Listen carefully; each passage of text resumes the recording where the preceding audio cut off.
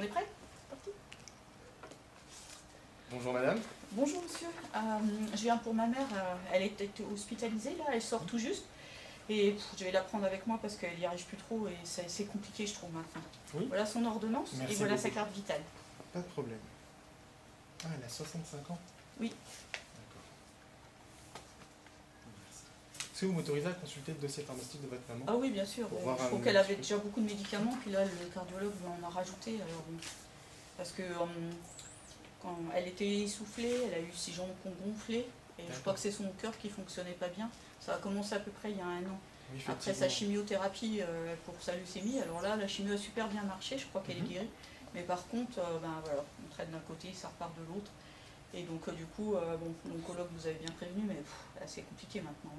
Oui, effectivement, je vois que 2 médicaments ont été rajoutés. Et bien, ce que je vous propose, c'est que je vais aller chercher tous les traitements et on en rediscute ensemble. D'accord, oui, merci, j'ai besoin.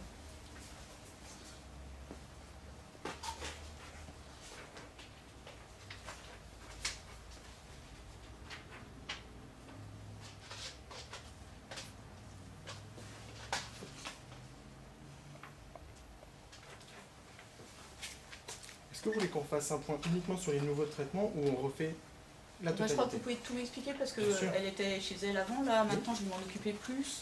Et je la vois un peu perdue, donc du coup moi aussi je suis perdue, puis je suis stressée parce que je trouve qu'il y a tellement de trucs. Oh oui, effectivement. Oui, c'est pas évident. Alors, donc je vais déjà vous montrer les deux petits nouveaux.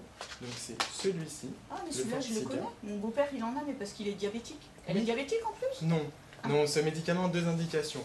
Il a à la fois l'indication dans le diabète, parce qu'il va permettre d'éliminer du sucre par les urines, mais également pour les personnes qui vont avoir un cœur qui fatigue, donc ce qu'on appelle l'insuffisance cardiaque. Il va également aider justement à faciliter entre guillemets le travail du cœur. Ça va empêcher que le cœur travaille de trop. Oh, bah, vous me rassurez, parce que je donc non, elle n'est pas diabétique. Si elle est diabétique, nous voilà bien. Et donc le petit nouveau également, c'est le furosémide, qui est un diurétique. Donc le diurétique, il va aider à éliminer de l'eau par les urines, donc pour baisser la tension. Ça, c'est les 2 petits nouveaux. Je vous remarquerai sur les boîtes. Pour, ah oui, parce que ça se prend quand, vous me direz? Oh, oui, oui, oui. Bah, on va faire dans l'ordre de l'ordonnance, comme ça au moins on est sûr que je ne me trompe pas, il n'y aura pas de souci. Donc, celui-ci, également pour l'insuffisance cardiaque, pour faciliter le cœur, le travail du cœur. Donc vous allez avoir 2 molécules à l'intérieur, le sacubitril et le valsartan. Le valsartan va être là pour diminuer la pression au niveau des vaisseaux, le sacubitril est également un diurétique comme celui-ci et également celui-ci. Il va y avoir beaucoup de diurétiques. Donc il y aura 2-3 points de vigilance quand même à avoir, mais ça on en discute juste à la fin. D'accord. Voilà. Donc celui-ci, ce sera un matin et un le soir. Et donc ça, pendant 1 mois, jusqu'à ce que la boîte soit terminée, après on renouvellera. L'ordonnance n'est pas à renouveler, donc il faudra faire leur point avec le médecin généraliste. Je pense que l'hôpital va transférer derrière le dossier. Il m'a dit qu'on le revoit la semaine prochaine. Le cardiologue? Non, le généraliste. Et le cardiologue dans 1 mois. Parfait, ça permettra de faire le point et comme ça également. Donc que le généraliste soit au courant des changements de traitement pour qu'il puisse faire les renouvellements dans le bon sens. D'accord. Et qu'il n'y ait pas de souci. Et puis également, en fonction de ce qui, par exemple, si un jour votre maman a une infection ou autre, qu'il puisse prescrire des médicaments qui ne soient pas en interaction avec ceux. D'accord. Soyez au courant de tout. Le bisoprolol, donc ça c'est un bêta-bloquant. Pareil, il va être là pour faciliter le travail du cœur, pour éviter qu'il se fatigue de trop. Donc elle a un cœur un peu fatigué, on va éviter qu'il travaille de trop. Donc celui-ci c'est un le matin. Il y a une particularité par rapport au repas? Elle peut les prendre n'importe quand? Peu importe. Ok. Peu importe. Ça, le tout c'est de trouver une organisation. Dès qu'elle est organisée, elle a un pilulet à la maison? Je lui en ai acheté un, je vais le faire je pense les premiers temps. N'hésitez pas à le faire avec elle pour qu'elle comprenne, pour qu'elle voit bien les nouveaux, comment les prendre et comment les prendre correctement. Et si vous voyez qu'il y a des difficultés, n'hésitez pas à vous rapprocher du médecin généraliste pour faire venir une infirmière à domicile. Elles peuvent aider à justement, c'est leur rôle également, à la maison d'aider à la prise des traitements.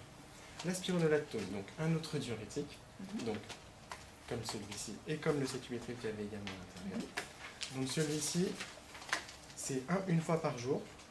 Donc traditionnellement, on dit plutôt le matin, puisque c'est quand même un diurétique, ça fait aller aux toilettes. Donc si elle le prend le soir, elle sera embêtée avec l'émission nocturne. Donc étant donné qu'elle est peut-être un petit peu âgée, je ne sais pas si elle est déjà tombée à domicile ou pas. Non, mais bon, si on peut éviter, oui. c'est mieux. Je suis d'accord. La dapagliflozine, donc c'est le Fortiga, ça c'est le petit nouveau. Donc ça c'est un le matin Donc une fois par jour. Donc pareil que votre papa, vous m'avez dit. Bah, mon beau-père. Ah, votre beau-père, excusez-moi. Mais voilà. C'est pour du diabète, mais bon, du coup, il y avait plein d'autres choses à faire. Alors... Donc celui-ci, comme je vous ai expliqué, étant donné qu'il y a le risque, qu'il a la double indication, donc à la fois pour les diabétiques et à la fois pour les personnes qui ont une cure qui fatigue, il fait éliminer du sucre par les urines.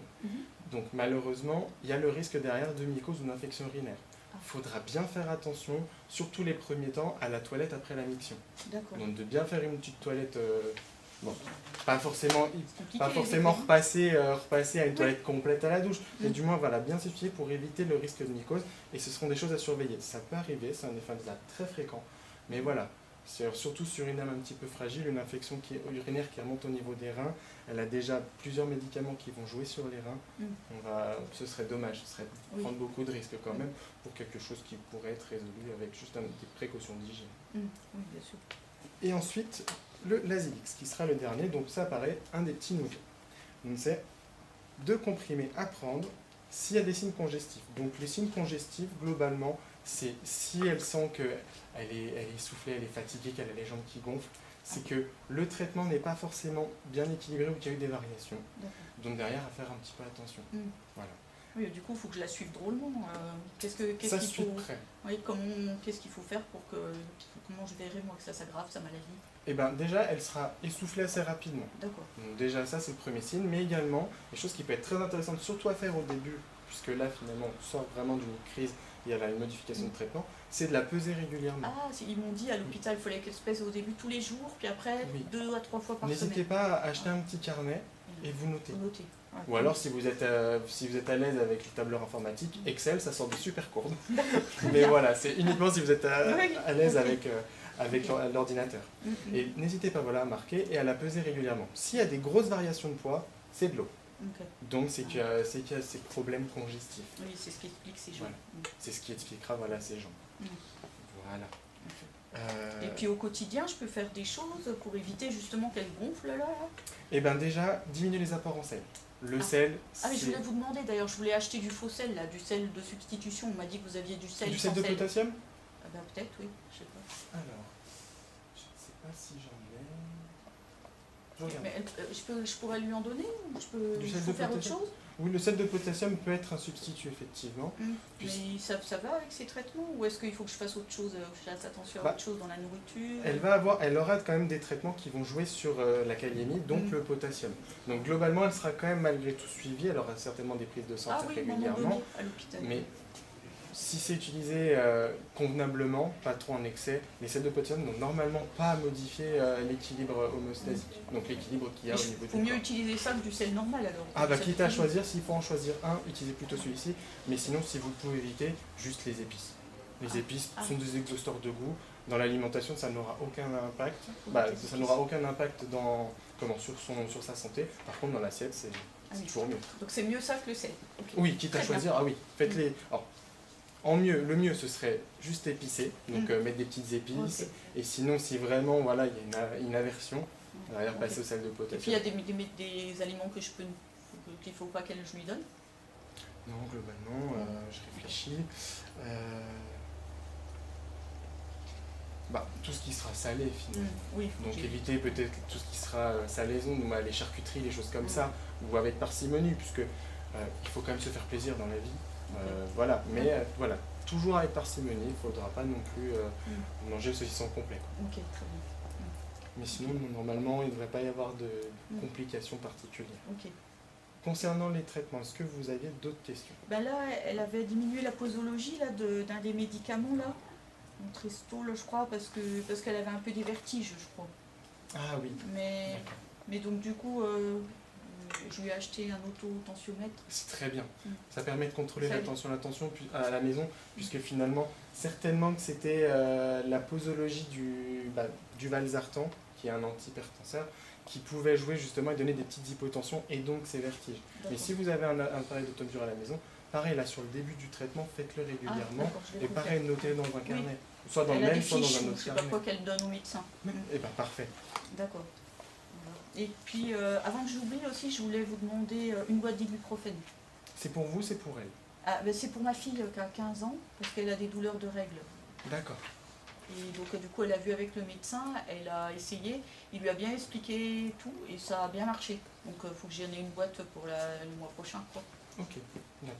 Ça, j'y vois aucun inconvénient. Par contre, pas pour votre maman. Ah bon? Ça irait pas pour elle? Non, elle va avoir plusieurs médicaments qui vont jouer sur les reins, notamment le valsartan, qui va jouer sur les petites artères au niveau du rein. Les anti-inflammatoires comme l'ibuprofène vont jouer sur un autre type d'artère au niveau des reins. D'accord. Il y a les artères afférentes, efférentes, mais c'est des grands mots, Ouais. je préfère... voilà. C'est compliqué. Et ça peut causer des insuffisances rénales aiguës. Donc tout ce qui sera anti-inflammatoire, donc aspirine ou ibuprofène, pour votre maman, vous oubliez en automédication, c'est vraiment à proscrire. Il faudra voir ça avec le médecin et encore. En général, ils sont très frileux, étant donné le tableau. Okay, mais si c'est pour votre fille, il n'y a aucun inconvénient. Okay. Il vous fallait plutôt une version qui agisse rapidement, peut-être en flash, ou une version classique Bon, après tout, quand elle en prend, c'est quand elle a mal, donc bon, c'est peut-être bien que ce soit assez rapide. Ouais. Ça marche, je vais vous chercher ça. J'arrive tout de suite. 15 ans, vous m'avez dit? Oui, ouais. Elle pèse combien approximativement? Oh, elle fait 50 kilos. D'accord, merci.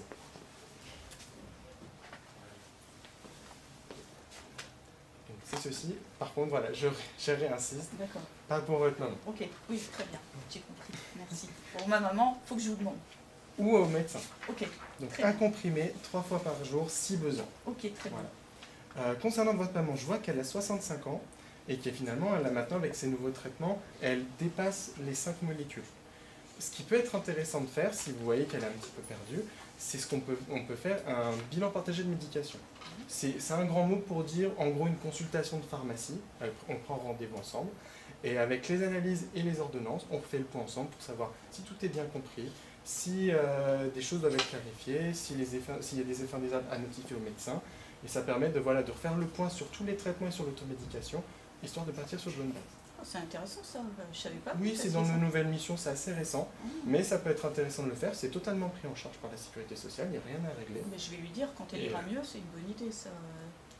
Elle viendra vous voir, oui, pour savoir si tout va bien, quoi, si elle fait bien les choses correctement, parce que moi je trouvais qu'il y avait beaucoup de médicaments, je pensais que tout n'était pas utile, mais vous avez l'air de dire que si. Non, si, je vois mal un médecin prescrire pour le plaisir de prescrire, honnêtement.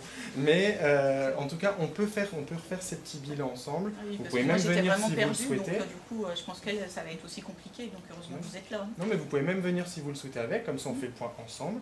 Et pareil, n'hésitez pas, si vous, avec votre emploi, je ne sais pas si vous travaillez ou pas, oui, je travaille, mais avec votre emploi, si c'est compliqué, n'hésitez pas à voir avec une infirmière à domicile pour la prise de traitement. Oh, bah, je vais faire le pilule, elle va y arriver, je pense. Mais également, par exemple, pour le maintien à domicile, s'il y a des soucis, de ne pas hésiter à voir avec des assistantes sociales, si elle a du mal à s'alimenter, si elle a des choses comme ça, c'est des plus autonomes. Oh, pour l'instant, elle fait encore sa cuisine, hein. Elle fait tout elle-même, c'est bien. C'est pour ça que c'est bien de savoir ce qu'elle peut mettre dans son alimentation, parce qu'elle cuisine encore pas mal. Donc, mais sachez voilà, qu'il existe une multitude d'aides, et donc ça, ce sera vraiment à la demande, mais vous voyez avec les assistantes sociales. Et également au niveau des vaccinations, je vois 65 ans, c'est un âge un petit peu pivot au niveau des vaccinations. Ouais, ça. Ouais, donc bon, du coup, on fera avec l'entretien. Ouais. Ça sera parfait. N'hésitez pas à demander au médecin. Ah, faut le demander au médecin. N'hésitez pas à demander au médecin pour avoir le calendrier, son carnet vaccinal pour savoir si tout a été fait. D'accord. Et sinon, derrière, nous, on peut prescrire et vacciner. Et derrière, on met sur la carte vitale, comme ça le médecin est au courant à la prochaine consultation. D'accord, très bien. Ah bah, je vous remercie. Hein. Tout ça, je n'étais pas au courant. C'était tout ce qu'il vous fallait? Eh bien oui. Donc du coup, je vous dois quelque chose? Oui, s'il vous plaît. 3,20 € pour l'ibuprofène et ce sera tout. Tenez. Merci beaucoup. Voilà. Merci. Je vous donne un sac? Oui, je veux bien un petit sac, s'il vous plaît.